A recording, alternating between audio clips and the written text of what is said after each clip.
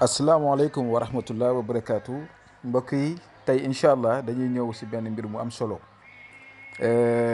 ñi nga xam ne dañuy nekk ak nit moo xam sa patron la moo xam sa jëkkër la sa jabar la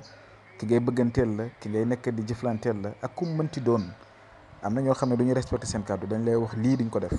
ñu dégg la nangam duñ ko def am na ñoo xam ne itam da ngay jëflante ak ñoom moo xam sax sa patron la wala sa jëkkër la sa jabar la wala nit ku la dig sëy wala koo xam ne dana leen di ngeen sëy wala nangam du respecté ay kàddoom kooku war nga bëgg mu respecté ay kàddoom lu mu la wax def ko loo ko wax mu def ko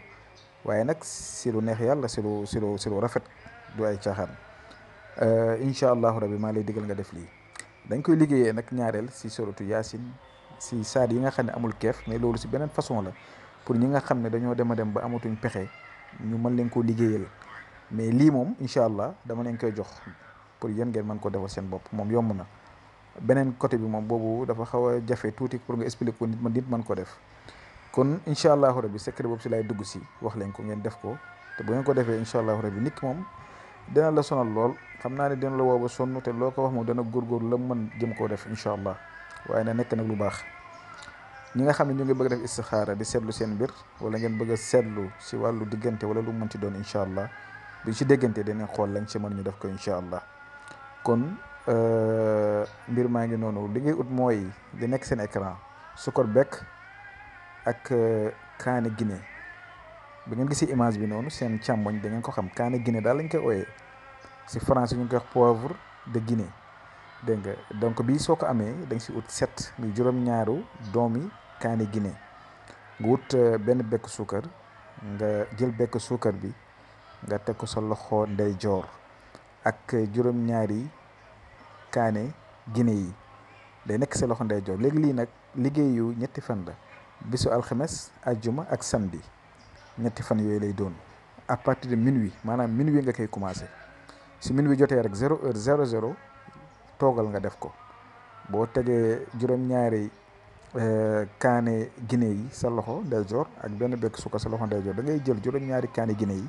nga sax ko sa làmmiñ maanaam nga sax ko sa gémmiñ nga yëy ko tuuti su ko defee moom sa gémmiñ gi day saf nga jàkkaaroog bekk suukar bi nga ñaan li nga bëgg yëpp tuddal turu nit ki nag da tollu juróom-ñaari yoon nit ki nga visé su ko defee nga wax li nga bëgg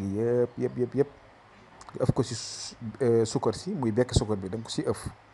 soo ko si ëfee nag nga jël bekk suukar bi nag teg ko sa làmmiñ di ko macc ndànk-ndànk di si ñaanaale li nga bëgg def ko ñetti fan rek incha allah nga xool kooku loo wax ak moom rek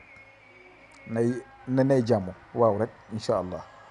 am na nag beneen façon bu gën a yéeme buñ ko mën a liggéeyee comme li ma la wax surtout yaasin ak saar yi nga xam ne amul keef kon mbir maa ngi noonu ñu leen koy jox ngeen def ko si anam bu rafet te lu baax rek tax ngeen koy def lépp lu leen jox fii ak lépp lu leen di defal jubluwaay bi rek mooy lu baax yàlla mooy sottil yal na yàlla sottil lépp yàlla mooy matal yal na yàlla matal lépp bu fekkee ne lu gën si nit ki la yal na yàlla sottil ko. di leen di gën a digal itam ngeen di ñaanal seen bopp ndaxte nit ki itam boo amee jafe-jafe war ngaa war a mën a téye say loxo suñu borom nga dégg ko ñaan ko kon tey lii leen indi loon ñu ngi yem fi ba suba jàmm incha allah asalaamaaleykum wa rahmatullah wa barakaatu.